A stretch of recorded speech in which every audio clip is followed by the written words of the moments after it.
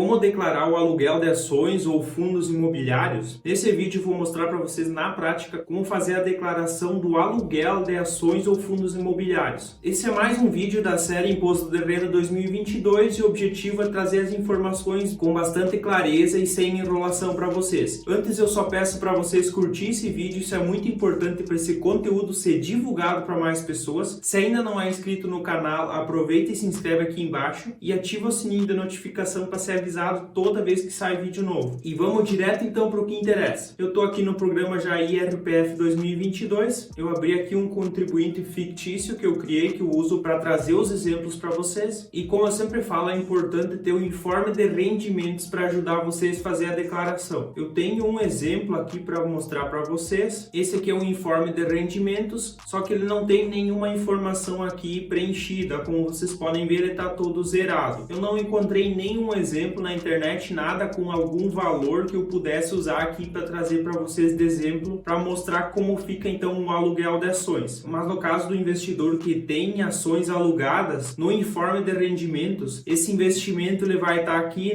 no item 5, rendimentos sujeitos à tributação exclusiva, e vai estar escrito mais ou menos aplicações de renda fixa. Esses valores é o tipo de investimento, então no caso do aluguel de ações, quando o investidor recebeu por disponibilizar as ações ou os fundos imobiliários para alugar. Nesse exemplo aqui não tem nada, então não vai ter essa informação. E também aqui então na identificação da fonte pagadora, quando o investimento é então do aluguel de ativos como ações e fundos imobiliários, a fonte pagadora vai ser a B3 e vai estar o CNPJ dela aqui. Então vamos voltar no programa lá, nós vamos ir então em rendimento sujeito à tributação exclusiva definitiva e eu já tenho um exemplo aqui para mostrar para vocês. Eu vou abrir ele aqui, mas se vocês não teriam, então vocês iam em novo. Vamos abrir aqui em editar. Vai ser o código 6, rendimentos de aplicações financeiras. Aqui já está o meu beneficiário fictício que eu criei. E aí eu vou colocar o CNPJ da B3. Sempre vai ser a B3 a fonte pagadora. Porque quando você disponibiliza as ações, elas saem da tua posse. A B3 tem o controle desses ativos e ela que repassa pro tomador, no caso, que aluga as ações de quem disponibiliza elas para o aluguel. Então o tomador ele vai ter a posse dessas ações, ele pode fazer o que ele quiser durante esse período que as ações estão alugadas, e aí quem faz então essa intermediação é a B3. Então ela que faz toda a intermediação dessa negociação, faz o pagamento pro doador que alugou as ações e cobra então do tomador que fez esse aluguel. E aí vai ser então o CNPJ da fonte pagadora, da B3, nome da fonte pagadora. Eu gosto de colocar BMEF Bovespa SA e eu coloco então um traço aluguel de ações para identificar então